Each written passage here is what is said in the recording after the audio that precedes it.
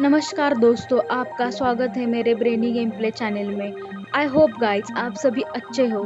तो बिना किसी रुकावट के शुरू करते हैं आज की वीडियो। आज हम बात करेंगे भविष्य मल्लिका की कथा के बारे में। बहुत समय पहले की बात है जब पृथ्वी पर धर्म और सत्य की खोज में लोग संघर्ष कर रहे थे। समाज में बुराई का संतुलन बिगड़ चुका था और लोग अपने कर्मों के परिणामों से अनजान थे। तब भगवान विष्णु ने अपने अवतारों से धरती पर धर्म की रक्षा की। तब इस समय के बाद भी लोग भविष्य को लेकर अधिक जानने के लिए उत्सुक रहते। उन्हें यह जानने की तीव्र इच्छा थी कि आने वाले समय में क्या घटनाएं घटित होंगी और वे किस प्रकार से अपने जीवन को बेहतर बना सकते हैं। तभी एक महान साधु, आचार्य और ज्योतिषी ने भगवान के एक गुप्त ग्रंथ की प्राप्ति की जिसे भविष्य मल्लिका कहा जाता है। यह ग्रंथ भगवान के आदेश से पवित्र स्थान पर लिखा गया था, जहाँ आकाश के तारों, ग्रहों और नक्षत्रों की गति का गहरा अध्ययन किया गया था। इस ग्रंथ में भविष्य में होने वाली घटनाओं, समाज के बदलाव और पृथ्वी पर होने वाले महाकाय घटनाओं का वर्णन था। यह एक रहस्यमय ग्रंथ था जिसे केवल उन योगियों और ज्ञानी व्यक्तियों को समझने की क्षमता थी। उन्होंने संसार के वास्तविक रूप को जान लिया था। एक दिन भगवान विष्णु के साथ बैठे ऋषि मारीच ने भगवान से पूछा, हे प्रभु, इस संसार में भविष्य की घटनाओं का पता कैसे लगाया जा सकता है? हम किसी प्रकार जान सकते हैं कि आने वाले समय में क्या होगा? तब भगवान विष्णु मुस्कुराते हुए बोले, हाँ, यह घटना का पूर्व निर्धारित समय और स्थान होता है। जब तुम आकाश के तारों, ग्रह और नक्षत्रों की गति को समझोगे, तभी तुम भविष्य को समझ पाओगे। इन तत्वों का अध्ययन करने से तुम्हें यह ज्ञात होगा कि क्या आने वाला समय है। लेकिन इन सब चीज़ों का ज्ञान प्राप्त करने के लिए विशेष ग्रंथ की आवश्यकता है, जिसे मैं तुम्हारे सामने प्रकट करूंगा। भगवान विष्णु ने अपनी दिव्य शक्ति से एक पवित्र ग्रंथ भविष्य मल्लिका को प्रकट किया।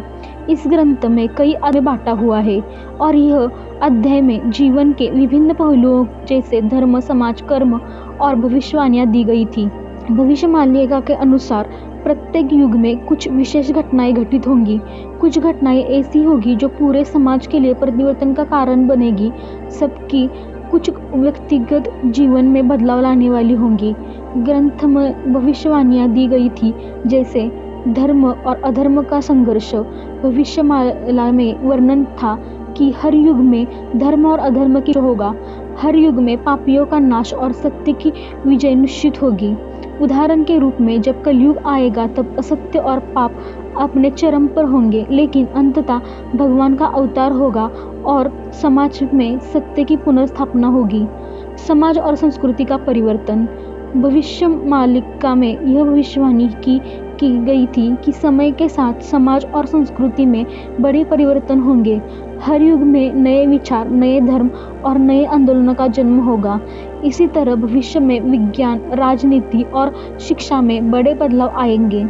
राजनीतिक संघर्ष। भविष्य मल्लिका में भविष्यवाणी की गई थी कि कुछ महान युद्ध होंगे जो पृथ्वी पर राजनीति को बदल देंगे। राक्षसों और असुरों के वध के बाद भगवान के कुछ भक्त महान शासक बनेंगे और समाज में शांति का वातावरण बनाएंगे। आध्यात्मिक परिवर्तन। भविष्य मल्लिका में यह भी उल्लेख था कि समय के साथ लोग भौतिक सुखों से अधिक मानसिक शांति और आध्यात्मिक उन्नति की ओर बढ़ेंगे। एक समय ऐसा आएगा जब लोग केवल भक्ति साधना और ध्यान के माध्यम से भगवान के करीब पहुंचेंगे।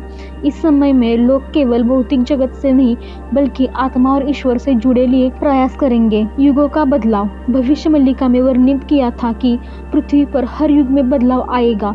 जब एक युग समाप्त होगा तो दूसरा युग प्रारंभ होगा, जैसे कि त्रेता युग के बाद द्वापर युग और द्वापर युग के बाद कलयुग। युग में अंत में समाज को नया दिशा मिलेगा और नए सृजन होगा। भविष्य मल्लिका का अध्ययन करने के बाद लोग अधिक जागरूक हो गए। वे समझने लगे कि जीवन में जो कुछ भी घटित होता है उसका एक कारण होता है। हर घटना, चाहे वह सुख हो या दुख हो, वह हमारे कर्मों का परिणाम होती है। लोग जब ज्योतिष और ग्रहों के प्रभाव से समझने लगते थे, अपने जीवन में सुधार लाने के लिए प्रयास करने लगे थे। उदाहरण के तौर पर जब कोई राजा या नेता युद्ध में हार जाता था तो उसे यह समझने में मदद मिलती थी कि उसके पीछे उसके कर्म और समय की गति है। उसी तरह जब कोई व्यक्ति दुखी होता था तो उसे यह जानने का अवसर मिलता था कि उसकी पीड़ा भी एक कारण से हो रही है और उसे समझने की आवश्यकता है। भविष्य मल्लिका में ग्रहों, नक्षत्रों और राशियों का विशेष महत्व था। यह ग्रंथ यह बताता है कि किसी भी व्यक्ति का भविष्य उसके जन्म के समय के ग्रहों और नक्षत्रों के ऊपर आधारित निर्धारित होता है। भविष्य मल्लिका ने यह भी बताया है कि यदि कोई व्यक्ति अपने जन्म कुंडली के अनुसार सही दिशा में काम करता है तो वह अपने जीवन को संवार सकता है और भाग्य के खेल को अपनी ओर मोड़ सकता है। समय के साथ भविष्य मल्लिका का ज्ञान और भी गहरा होता गया। यह केवल भविष्यवाणी का ग्रंथ नहीं था, बल्कि यह जीवन जीने के तरीके, समाज के उन्नत और आत्मा की मुक्ति के लिए एक मार्गदर्शक था। भगवान विष्णु ने यह ग्रंथ लोगों को समझाया कि हर घटना का एक उद्देश्य होता है और हर व्यक्ति को अपने कर्मों का फल भुगतना पड़ता है। इस तरीका भविष्य मल्लिका ने लोगों को यह सिखाया कि भविष्य का कोई निश्चित रूप नहीं होता, बल्कि हम जो कर्म करते हैं वही हमारे भविष्य का निर्माण करते हैं। चाहे अच्छे कर्म हो या बुरे कर्म हो, उनका प्रभाव निश्चित रूप से जीवन में सामने आता है। और सबसे महत्वपूर्ण बात, भगवान का आशीर्वाद हमेशा हमारे साथ होता है यदि हम सही मार्ग पर चले और अपने कर्मों का पालन करें। आखिरकार भविष्य मल्लिका ने यह संदेश दिया कि भविष्य के प्रति डर या चिंता नहीं करनी चाहिए, बल्कि हमें वर्तमान में अच्छे कर्म करने चाहिए ताकि हमें अपने भविष्य को उज्जवल बना सके। आई होप गाइज आपको मेरी आज की वीडियो पसंद आई हो। अगर आपको मेरी वीडियो पसंद आई हो तो वीडियो को लाइक करो। अगर आपको कोई गेम या टॉपिक सजेस्ट करना है तो कमेंट करो। आपको मेरे वीडियोस देखने पसंद हो तो चैनल को सब्सक्राइब करो। मेरे चैनल का नया वीडियो सबसे पहले देखने के लिए बेल आइकन को प्रेस करो। Thanks for watching guys.